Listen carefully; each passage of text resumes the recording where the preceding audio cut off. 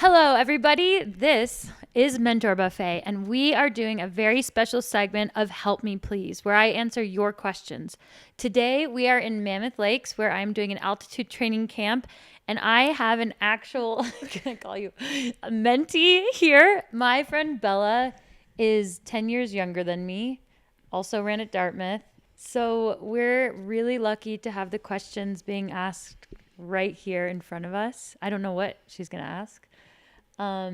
So Bella, how can I help you besides that we just did the hardest workout ever today? I am tired, but one thing I do want to talk about is running after college. And we've talked a little bit about this past week or so, but I'm training for my 7th marathon in 3 years, which is honestly kind of crazy to say, especially because that first marathon, I was like, never again. Which one was your first? San Francisco. Yes, that's right. Yep. Ran it in my 1080s, hit in the porta potty, whole thing. Qualified for Boston. So I was like, got to keep going. And that like slingshotted me into the relationship I have with running now, but I'm really struggling to figure out how I want it to continue fitting into my life and like what I want my identity to be with running, both as a runner, but then also as a regular person who I work a 9 to 5. And so like, how do I find something that works for me and with me? And how do I get comfortable with it as it changes over time? It's like the first thing I want to tell you is like, it's going to keep changing. So your relationship with running and also to accept that now and to say it's going to change and I don't know exactly how it's going to change is really important because it's the opposite of a college student athlete, right? A college athlete presumably is committing to 4 years of a program where you want to ascend and get better and better, but you're committing to 4 years. Like that's the goal, right? Nobody wants to quit. You didn't quit. And I think the difference here is that you're actually only committing if you sign up for a race and you're only committing until that race. And that's really how I feel. So you have a race coming up. And so between the time that you signed up for your race this fall and your race, you are as committed as you can be, given that you have a job and that you value friendship and that you live in a city that sometimes is cold, Boston, and maybe you have to adjust your training.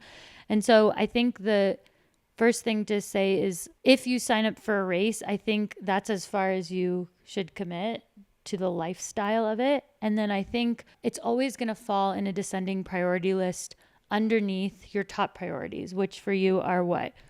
Work? Probably work. It could just be work. How do you feel about it? I have a weird relationship with work just because I've been laid off twice in the last couple of years, which has shown me that like work is very important. Obviously, you have to pay the bills, but also I've been trying to like strike that balance too because I know that at the end of the day, like it's just me in the world and work is what I do, but not who I am. So I don't even know if that's my top priority. Okay. I guess it's interesting because you were asking about identity and maybe I wasn't answering it in those terms. I was thinking about like your schedule. Like I was like, you have to go to work. I do have to go to work. Right. And, like I am at my desk by like 8:39 every day. Yeah. And then logging off. Well, how does running make you feel so far in the time between college and now? Like, how do you feel generally? I liked it after college and it made me happy, but I took a nice little break. And then in the last year or so, I think this is like the most fun I've had with running my entire life. And I think it's because I just kind of do what I want. Yes. Which is fun. And you have a race and you do what you want. Yes. So that might be the move for you is basically in the college environment, the race takes priority and the coach is administering workouts and you have to basically fit into cubby holes that somebody's laid out for you or shapes. I'm imagining putting shapes into those holes. You have to put them all in. But this is more like, I mean, really, I'll give you the advice that Jay Duplass gave me a week ago. So Jay Duplass is a mentor of mine. And he was like, what are you doing? What are you doing? And I was like, I'm kind of like getting in shape and like I'm having a race, but I don't have a coach and I'm just like enjoying it like similar, right? I'm having a blast. And he was like, you're doing art. And I was like, what do you mean? He's like, well, when you're like backing yourself into an Olympic deadline with a goal, with stakes, with very little margin for error, where fun is actually not the priority. There's like a really intense goal. Hopefully it's fun, but that would be secondary. That's something else. And he said art is when you are showing up every day and being present and you have a goal, right? Like with art, you want it to feel like something. When you're writing a script, you're like, I know kind of what I'm going for, but you don't know what it's going to be till you write it. And he was like, this is more like art, where you actually don't know what the finishing thing is going to be. And you just have to be present every day. And I think that is a big difference. And it's hard for people because you have to let go of control, right? In an art project, even if you're the artist, what the art becomes will be out of control a bit if you're tapping into that true like artist subconscious mind, you know what I mean? And letting it be real for you. So how do you feel about thinking about your running as art? I kind of like that. When you said the shapes, I was thinking about how I hate that I think in like Google Calendar, like what's on the calendar, but in college it was like class and then scheduled like, oh, I'm going to go to lunch and then I'm going to do my homework and then I'm going to go to practice. And it doesn't matter if you feel like garbage or you feel the best ever, like you are going to practice, you are doing what's on the schedule that day and suck it up because it has to get done. Mm-hmm. And I think it does feel more like paint on the wall as an adult. Yeah. Which in some ways, I mean, it has led to it being super fun, but in other ways I'm like, what does it mean to me? Like, what part of me is this? Is it the whole part of me? Is it just part of me? Well, I see the self now as more of a verb than a noun. And so I don't think about my like identity like that. Like, of course I run. Like, I guess I have to say like, I'm definitely a runner because it's what I do. I really struggle to say that I'm a runner. You don't have to. I'm literally running 70 miles this week. But I think who are the labels? Who is the identity for? Tell me that. It's for myself. To understand yourself? To understand myself. Because realistically, like, what is anybody else? Other people can make their own labels for me if they really feel so inclined to do so. But does it help you? But I still feel like there's like some hidden judgment or like determination from others that I am trying to fulfill. But also, let's just talk about just the word like runner, for example, because that's what we were talking about as an identity. Mm-hmm. Does it make you feel better to say, yes, I'm a runner, to really like fill those requirements for yourself? Like, is it, I'm basically saying, is it a good thing? Yeah. It feels like this exclusive club that I like want to be part of. Oh, so you want it? Yeah. You want to be a runner? I like running. I do it every day. Like, and you I want like to identifying with it. Yeah. And so what are you having trouble with it? I don't feel like I'm good enough to call myself a runner, which. Oh, okay. Yeah. Which for some people listening, you qualified for Boston on your first marathon. But no, I know. Here's the thing here is that what's true for you, this is actually really important in our friendship, is that my responsibility is always to listen to how you feel subjectively and accept that as real. Like, don't place my own judgment on how you're saying you feel. I think that's like real friendship, is when you're not the expert of somebody else. You're actually listening, and it's true for them, then it's true for me, for you. Mm-hmm. So you're having trouble identifying as a runner because of the commitments you've made or how you feel tapped into the sport. Yeah. That's so interesting. I wonder if it's so that, and that has probably to do with your transition from college and how different it is from training in college. Did you ever feel like a runner is what I'm asking you? Yeah, I definitely did. I feel like I did in high school. And okay. I was good at, like, comparatively, I was good. And I felt like that was just a huge part of like who I was. Yeah. And I think part of that is at the time I didn't really explore other avenues and things that I liked because I was just running and going to school, doing that usual high school cycle.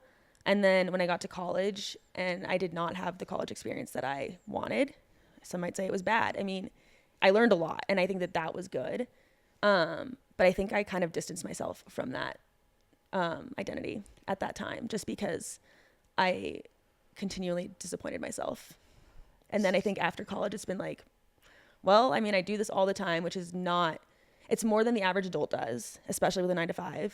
But also, realistically, I am surrounded by so many talented runners who have gone to the Olympics or like been on pro teams, things like that. And I feel like they are part of this like group that I am just never going to be part of, because that's not what I do. And it's something that I do, but it's not like what I do. Does any of that make sense? Yeah, it makes total sense. It's like you ascribe the identity, like you earn the identity from what it sounds like is you're giving yourself the identity of a runner based on how committed you are to getting the most out of yourself in a way. Because it sounds like in high school you were like, it was one of the main things I did. I really did it fully. In college, I distanced myself because I don't know, I had a weird, so it sounds like you were not sandbagging, but you were creating a safety between your running and you.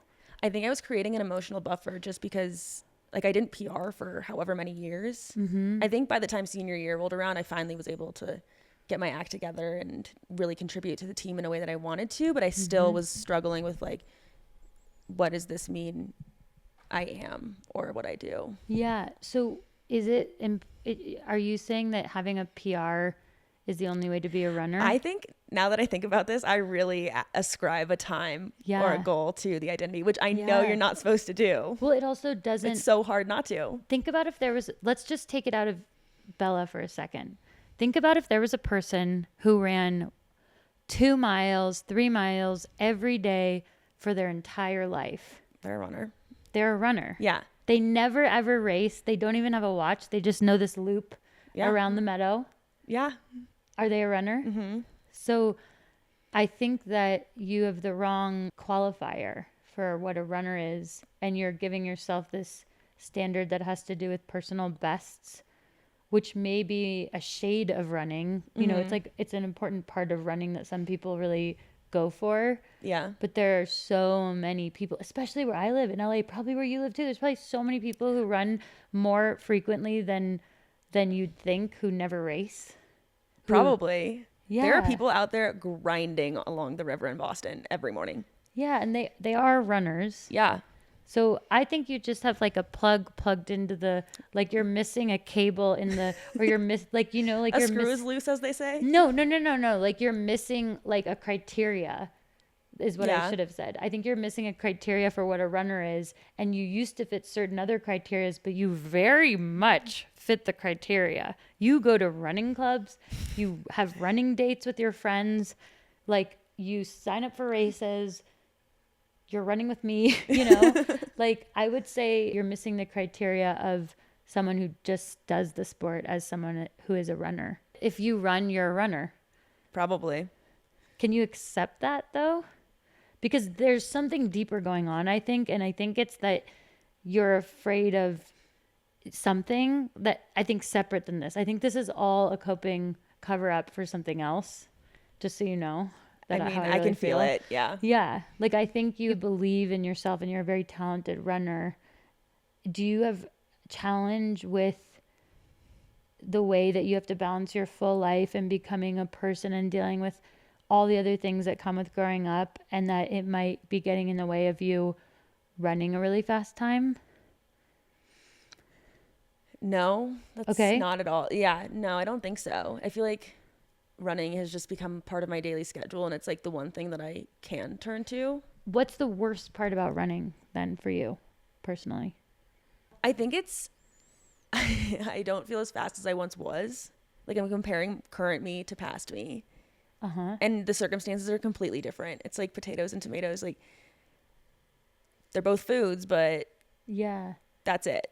And you're doing it for very different reasons now. Different reasons, different distances, different everything, different schedules, different expectations. Are you doing it for better reasons now? Mm-hmm. It's just fun.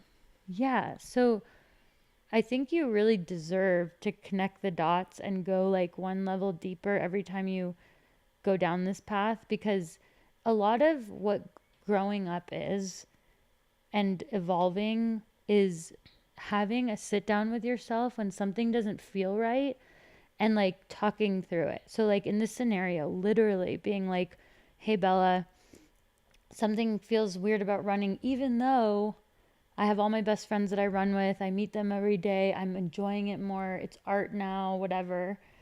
What's going on? If you still feel weird, those are the things that we have to actually go and connect the plugs properly for. And that's when you go and you sit down and you go, how did I used to do it? Oh, I used to do it as a coping mechanism because a lot was going on in my life, my family, all the stuff. I used to not have another big social life. I was having challenges with friends, whatever. I don't know, your life, you know, I know a little. And now it's this like amazing reservoir of full of life. And um and the only difference is like the paces or the race results. Probably. And so then you have to ask yourself, would I rather have the race result, or would I rather have the abundant wild forest that you've created with running? I'd rather the latter. So then you have to stay on your own team. It's really important. This shit happens to people all the time. They're actually aligned with themselves, but they're not letting themselves actually enjoy it because it's like there's a child standard that they didn't update, and there's actually a conflict in your brain. The conflict is that you are on the right page. You don't have a conflict. That's the conflict. You're doing amazing. Thanks. Yeah. I think you could still be nervous for your race. You want to break 3. That's awesome. That's normal athlete shit. But I really think that the conflict that's going on for you is that there shouldn't be a conflict, and you just haven't sat down and really stood by your decisions because you like your life. You're being curious. Running fits in a really healthy way. I actually think that the conflict is there is no conflict. And you're feeling that. And you're like, why do I feel like this when it should be good? And you have to let yourself go through the evolution. It's like walking through a tunnel with your old self and being like, see, here's the old paintings on the wall, but here's where I built this new place that we're living in now. I live here now. Does that like make sense? Yeah. Does it feel kind of cool to be like on your own team, or maybe it takes a second? It's definitely a change. Like you go from a defined team to like yourself and then whoever else you want to let in. Yeah. But I'm saying building the conversation with yourself. Yeah, that makes sense, I think. You got to start doing that. Because otherwise you're just receiving all the noise from past you and the world. If you don't have a voice in your own life, there will be voices, but they'll be old voices or the peanut gallery. And I think you don't have a strong enough, which nobody does very naturally, dialogue with yourself about like what's going on and like how awesome is this, and did I make these decisions, and is my life kind of cool, are my friends awesome, am I still running every day, am I healthy, I haven't been injured since college. Huge deal.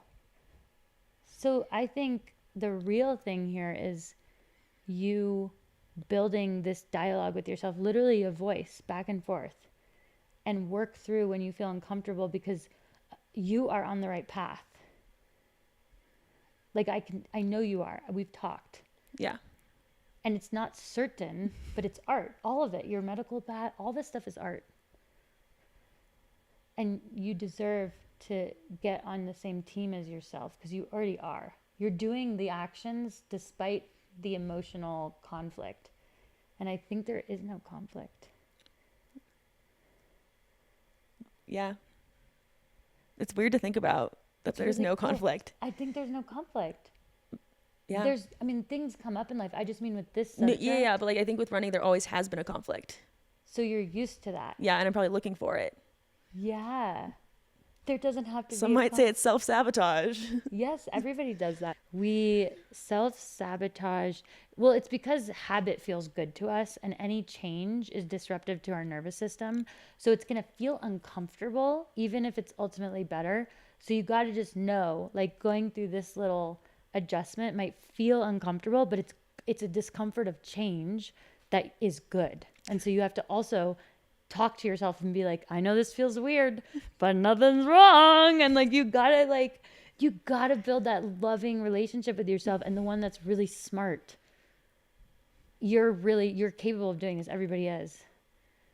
So yeah, I really think less is wrong. But you should try it out and tell me in a couple of months how you feel. I will. I'll give you an update. You're gonna run more free. Probably, maybe.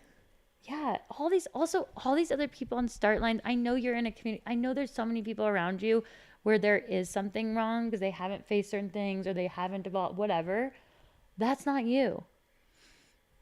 Maybe for the first time. Yeah. And it maybe has been this way since college, but you haven't, it's been so foreign. Like I think you've, Yeah, maybe. oh, you said it was newer. You said this is newer for this training cycle. Yeah, this past year. Yeah. I think getting laid off the second time really made me reevaluate kind of what I wanted, what I like what means something to me. That's really hard to get laid off, I bet. Especially fresh out of college was tough. And then to have it a second time, even worse. And both times were like just workforce reduction, which sucks. Yeah. So it's like, it's not personal, but it still painful. Feels so personal. Yeah, of course. But then I guess the one good thing that came out of it, I mean, multiple good things came out of it, but one is definitely liking running more just because I was able to spend a little bit more time doing it in the way that I wanted to. Yeah. Well, and when you were talking about how it's going to change, it's going to change based on what's expansive to you. So like when you get fired from your job, running in a certain way might feel better. When you're back in school, running in a certain way might feel better. And so it's going to change. And so just know that the whole idea is that you feel it's useful to you. It's your playground. The playground will change. Some days you'll be like, okay, I'm monkey bars every day. Monkey bar, monkey bar, monkey bar. And then you're going to be like, I love the swings right now. I don't know. I just got to go on the swings. And some days you want to go through the whole thing. And that's why this art thing is really great, because it will evolve with you, and it's there for you. It's your playground. It's your toy. And that you got to like keep that in check, because it is a really useful playground for you. Well, that was today's episode of Help Me Please on Mentor Buffet. I hope we get to do more live. This is so fun. And I wanted to thank Bella Chao for being so vulnerable and honest and letting me be a mentor to her. I mean, the best big sister I've never had, but finally have. Yes. Yeah. Yes. Write in your questions, and we'll see you next time. Bye. Toodles.